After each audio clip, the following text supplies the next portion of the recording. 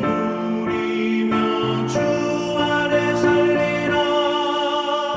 오늘도 내일도 주 함께 살리라.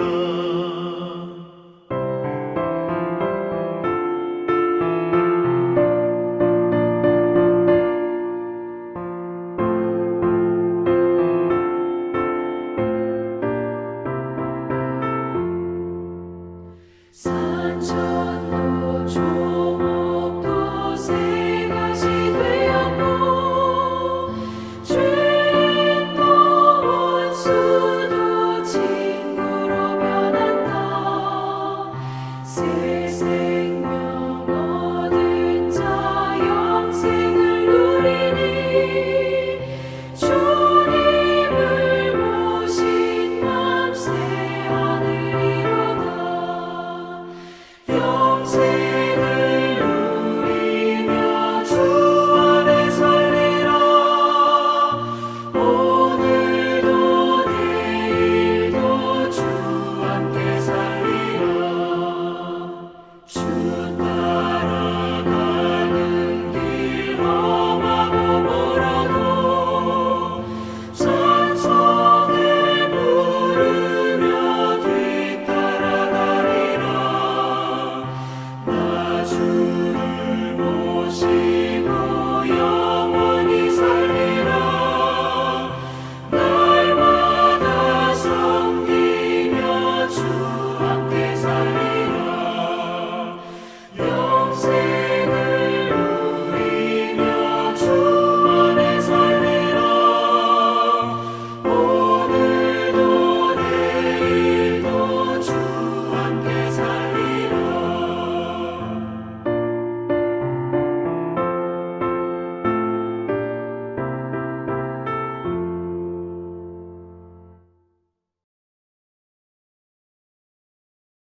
제3장.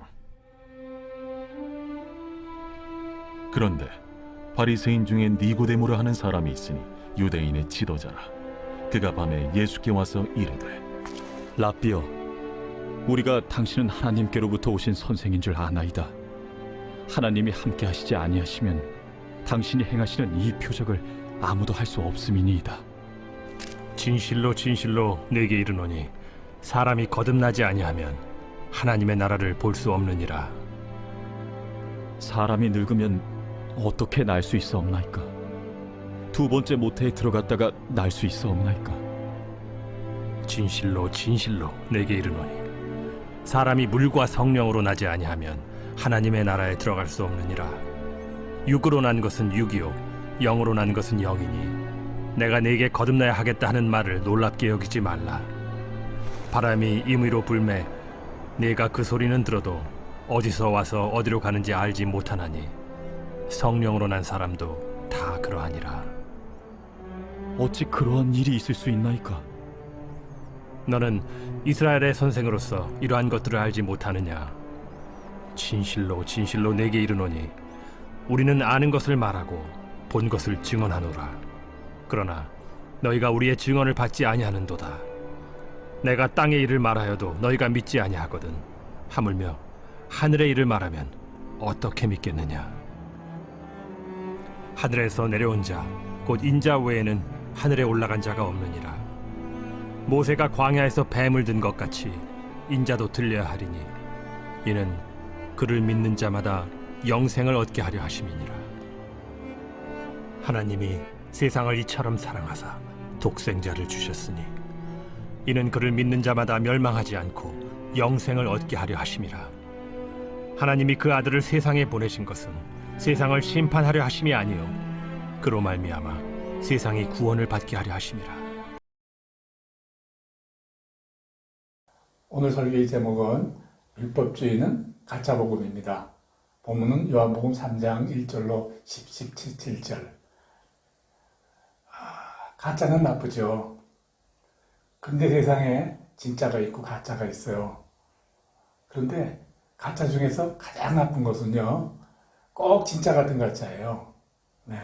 이것이 세상 삶에 들어와서 이렇게 행세를 하면요, 세상이 참 엉망진창이 되죠. 요사이 제가 보기에 한국에서 가장 무리를 일으키는 것이 뭐 보이스피싱 아닌가 싶어요. 그게 굉장하다더군요.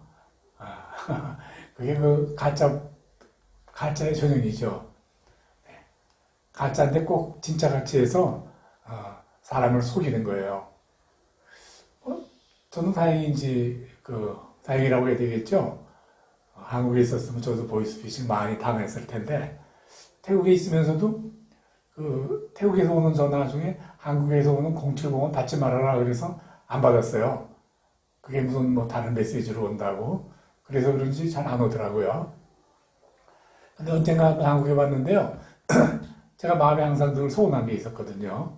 이제 코로나가 다 풀려가지고 이제 가도 좋다 해서 비행기가 뜨고 왔는데 집에 온 지 하루를 잤나 했는데 말이죠. 이런 게 문자가 뜨는 거예요. 코로나 그 위로금 못 받은 분들 신청하십시오. 받게 해줍니다. 이러는데 그게 일반은행이에요. 시중은행. 그래서 신청을 하려다가 이렇게 들어가려다가 근데 뭔가 좀 갑자기 이상해서 제 아내와 딸을 좀 이거 봐달라고 좀 그랬더니 한마디로 가짜래요. 그래서 내가 왜 그러나 하고 그랬더니 그 은행 로고나 이런 게 꼭 진짜 같은데 가짜예요. 그러더라고요. 이거 누르면 꼼짝없이 돈 다 털린다 그래요. 이거 참 무서운 세상이에요. 요새 유행인 게 인공지능 아니에요? 네, 인공지능이 사실은 가짜거든요. 가짜를 만드는데 그것도 꼭 진짜 같아요. 지난주에 우리나라 축구팀이 뭐 가나 대표팀하고 한다고 해서 어떻게 됐나 하고 봤는데 4대1로 이겼다고 그래요. 4대1이요. 깜짝 놀랐어요. 그런가. 그래서 보니까 정말 4대1로 이긴 게임이 나오더라고요. 근데 보다가 좀 일이 있어 보다 말았는데 보다 말고 가만히 생각해 보니까 우리가 아직 게임이 남은 거예요. 며칠. 어떻게 된 거야? 하고 봤더니 그게 또 인공지능이 만든 영상이래요. 물론 4대1로 이긴 게 아니라 1대1로 비겼더군요. 참 무서운 세상이에요. 우리가 가짜 복음 이야기를 오늘 하고 있어요. 우리 복음은 가짜 복음에 있어요. 네. 아예 그냥 가짜 같은 복음이 있거든요. 복음 하는데 뭐 몇 마디 들어보면 이건 가짜구나. 이거 금방 할 수 있는 게 있어서 그냥 나올 수도 있던데 그런데 문제는 진짜 같은 복음이 있어요. 네. 진짜 같은 가짜 복음이요. 복음이란 게 뭐냐? 기쁜 소식이거든요. 네. 기쁜 소식 중에 최고의 기쁨이 영원한 생명을 주는데 그 영원한 생명이 천국에 가서 영원한 생명을 사는 것. 사실 그게 진짜 복음의 아주 뿌리거든요. 네.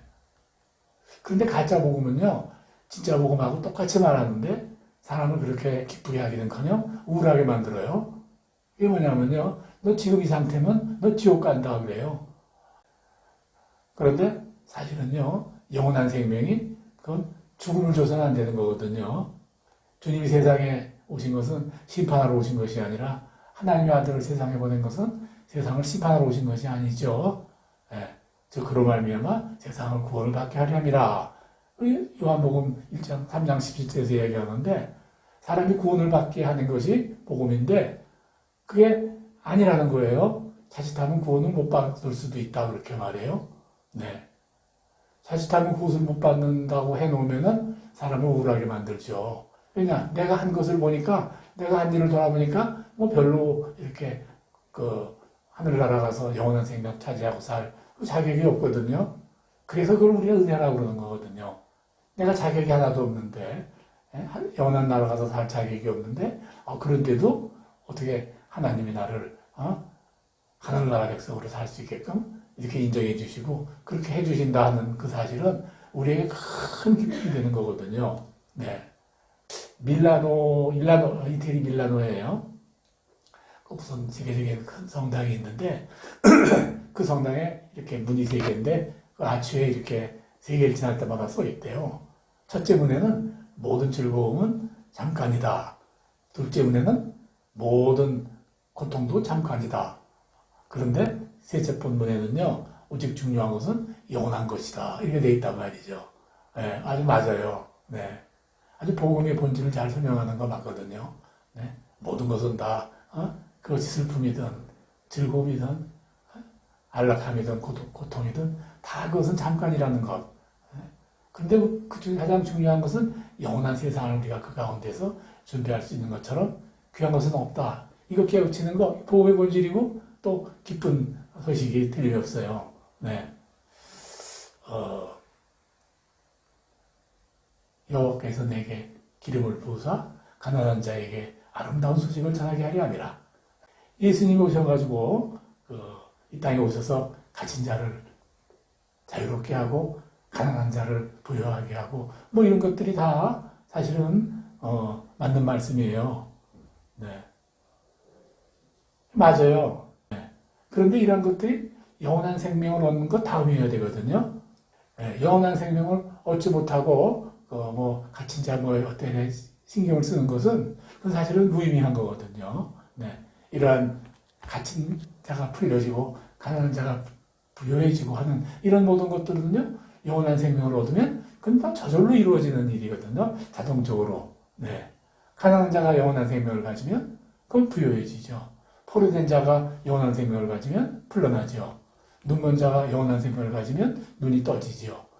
네. 눌린 자가 영원한 생명을 가지면 나귀가 당하게 되죠.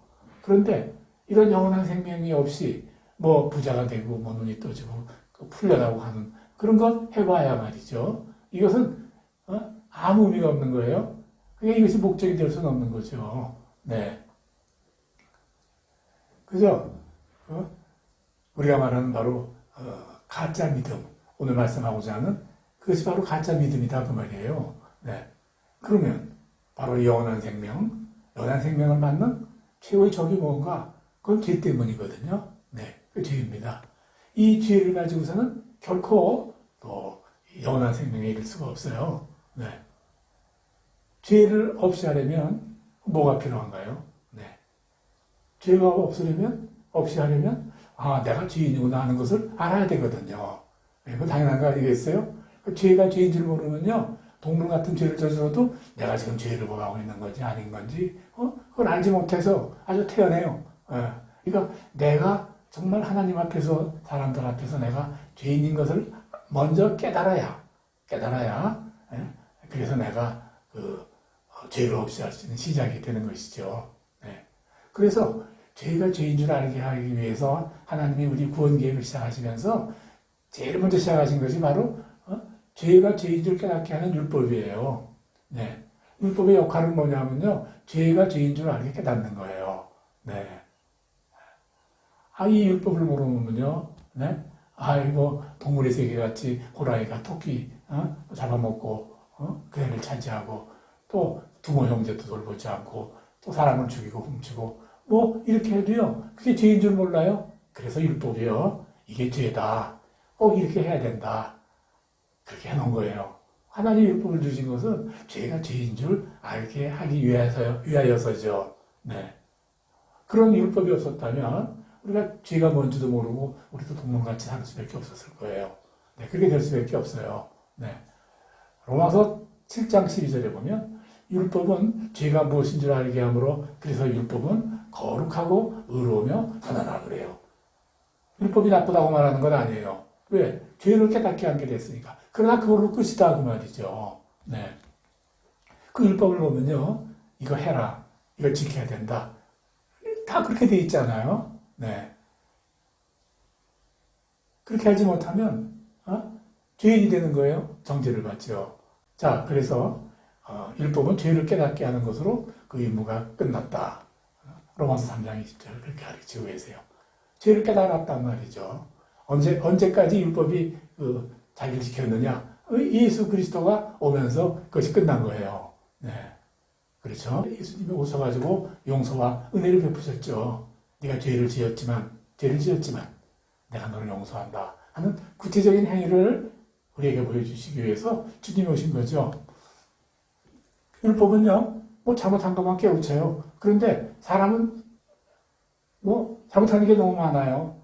사단죄를 마음에 하고 싶어도 꼭 악한 일을 하게 되고 이게 된단 말이죠. 네. 그러니까 율법에 우리가 매달리면 그냥 나는 죄인일 뿐이에요. 그죠? 나는 영원한 생명은커녕 어디에도 갈 수 없는 그런 아주 악한 존재로 살아가야 된단 말이죠. 네. 율법을 아무도 지킬 수 없다는 사실, 그걸 인정해야 돼요. 그래서 선한 척하는 사람이 가장 문제가 되는 거예요. 지킬 수 없는 게 너무 많고 실제 지키지도 못하는데, 실제 율법을 비춰보면 죄인인데, 그런데도 아니라고 한단 말이에요. 왜? 지도자들이나 오래 믿은 사람들이 그럴 수밖에 없어요. 네. 어떻게든 율법으로 뭐 구원을 얻어내려고 이렇게 하고 율법을 잘 지키는 척 하려면은요, 할 수도 없는 일을 하는 척 해야 되는 거죠. 그거 봐라, 하잖아. 네. 하잖아. 너희들은 못하는 율법, 나는 하잖아. 그래서 나는 오래된 신앙을 가진 사람이고, 나는 장로고, 또 더 큰 사역자고, 뭐 이렇게 말을 한단 말이에요. 네. 어떻게 될까요? 스스로 고통을 당하죠. 양심의 가책도 찔리고, 뭐 그러지만요. 고통을 당해요. 남에게 아닌 척 해야 되니까 어떻게 되느냐. 위선자가 된단 말이에요, 위선자. 네. 영적 위선자가 되죠, 영적 위선자. 그런 사람을 우리가 율법주의자라 그러죠. 자, 그래서, 율법을 앞에 세워놓고 그 율법에 맞춰 자기도 하지도 못한 일을 하는 척, 거짓으로 하는 척 흉내를 내고, 더 나아가서 지키지 못한 사람을 판단하는 것. 그것이 바로 율법주의라는 거예요. 자, 이제 첫 번째 결론을 내야 되겠네요. 첫 번째 결론. 예. 결론 나와 있어요, 사실. 가짜 복음 중에 첫째, 우리는 바로 율법주의, 그리고 율법주의자다, 그 말이에요. 네. 우리가 율법을 통해서 깨달아야 되는 것은요, 그 죄로 인해서 내가 얼마나 고통당하고 있으며, 그로 인해서 내가 얼마나 장차 영원한 나라에서 살 수 없다고 하는 것을 깨달아야 되는데, 그런데 그 깨닫지 못하고 있는 사람들은 염치가 없죠. 그 깨달아야 된단 말이에요. 네. 그럼에도 불구하고 율법을 다 폐하고 오신 우리 예수 그리스도께서 내가 행한 그 죄를 다 대신 맡아주겠다, 그렇게 말씀하셨단 말이죠. 그리고 용서하시고 십자가에 달려서 그 죄를 대신 안고 돌아가셨단 말이에요. 네. 이걸 우리가 알아야 되는 거죠. 네. 그래서 하나님은 우리에게 뭐냐 하면 말씀하신 것이, 하나님은 모든 불의에서 우리를 깨끗하게 하셨다, 이렇게 말씀하셨어요. 요한일서 1장 9절이에요. 네. 내 죄를 대신해서 십자가에 달리셨죠. 피를 흘리셨죠. 그로 말미암아 우리는 죄사함을 받았고, 그로 인해서 우리는 영원한 생명을 소유한 백성이 되었어요. 이걸 우리가 뭐라고 하냐면 은혜입니다. 그래요. 은혜. 네. 자, 그럼 어떻게 됩니까? 우리는 은혜로 살아야죠. 네. 그래서 우리가 믿는 이 믿음의 본질은요, 은혜로 사는 것이에요. 네. 우리는 결코 율법을 지킴으로써 영원한 생명을 가질 수 있는 존재가 아니죠. 네. 은혜를 깨닫고 영원한 생명을 가져야 할 수 있는 것이죠. 네. 그러니까 우리가 구원, 죄사함, 이런 모든 이야기들은 은혜의 일이에요. 네. 하나님의 은혜로 값없이 의롭다 하심을 받은 존재라고, 그 말이죠. 로마서 3장 24절이에요. 하나님의 은혜로 우리가 죄 없이 됨을 받게 되었다, 이렇게 말씀하시는 것이죠. 네. 그런데 우리가 의롭게 돼서 이렇게 된다는 말은 천국에 갈 자격이 생긴다는 그런 의미인데, 이렇게 되는 것이 율법으로 하면 된다 그러면 그리스도께서 헛되이 죽으셨느니라, 헛되이 죽으셨잖아요. 네, 갈라디아서 2장 27. 헛되로 돌아가셨단 말이죠. 네. 가짜 복음, 그 은혜를 말하면서 나를 위해 흘리신 예수 그리스도의 십자가의 피를 말하지 않는 거예요. 네. 그거 가짜 복음이에요.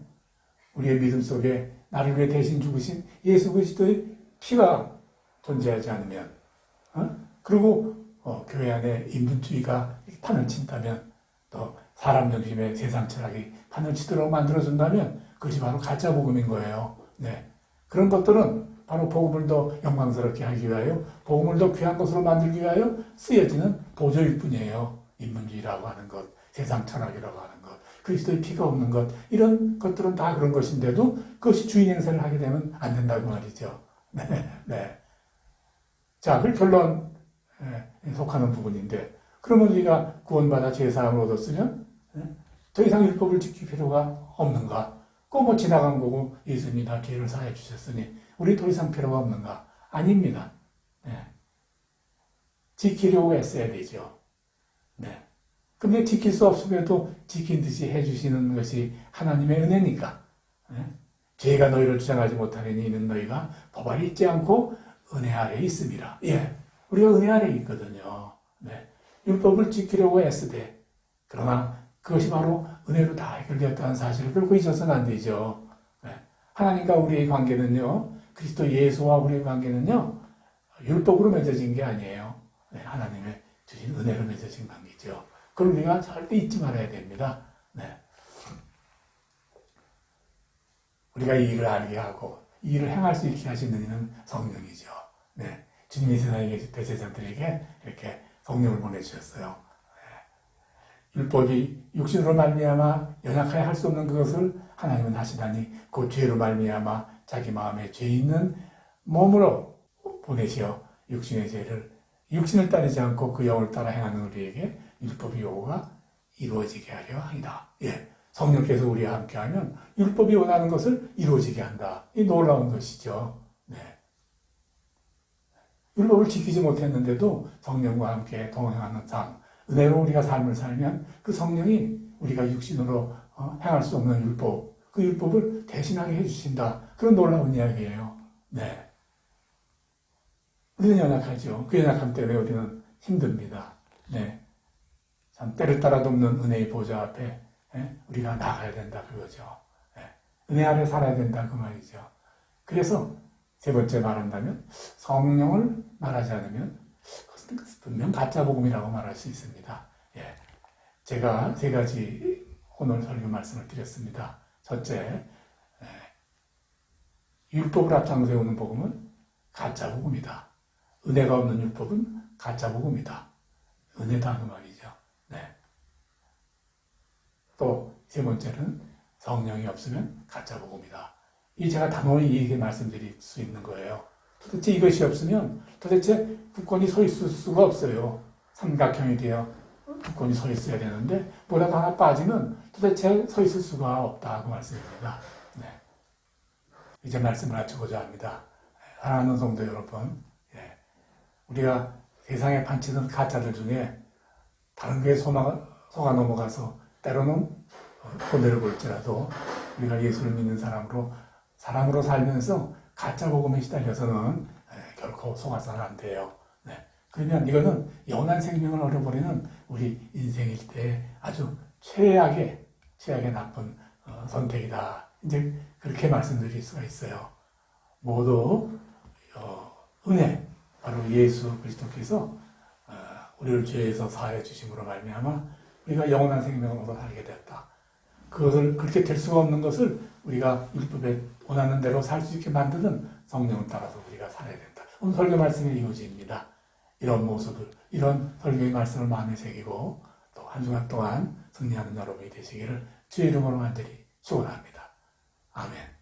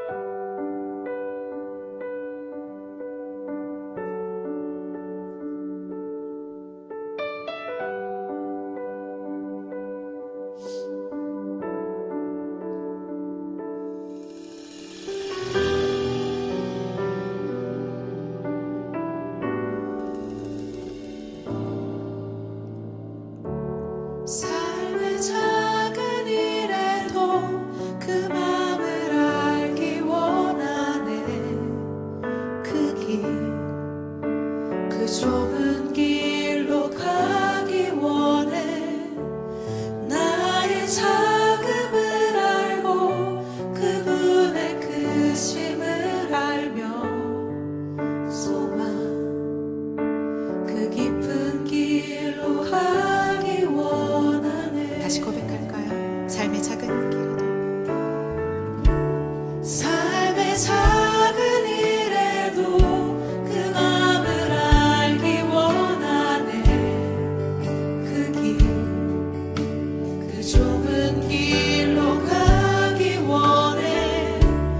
나의 작음을 알고 그분의 크심을 알며 소망 그 깊은 길로 가기 원하네.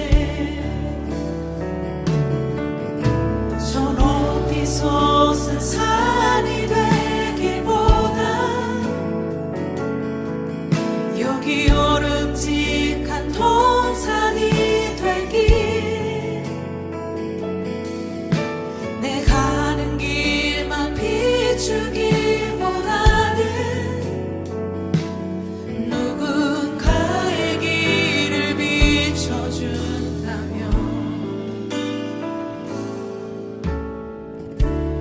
내가 노래하듯이 또 내가 얘기하듯이 살길. 난 그렇게 죽기 원하네. 삶의 한 절이라도 그분을 닮기 원하네. 사랑 그 높은 길로 가기 원하네. 저 높이 솟은 저 높이 솟은 산이 되기보다 여기 오름직한 동산이 되길. 내 가는 길만 비추기보다는 누군가의 길을 비춰준다면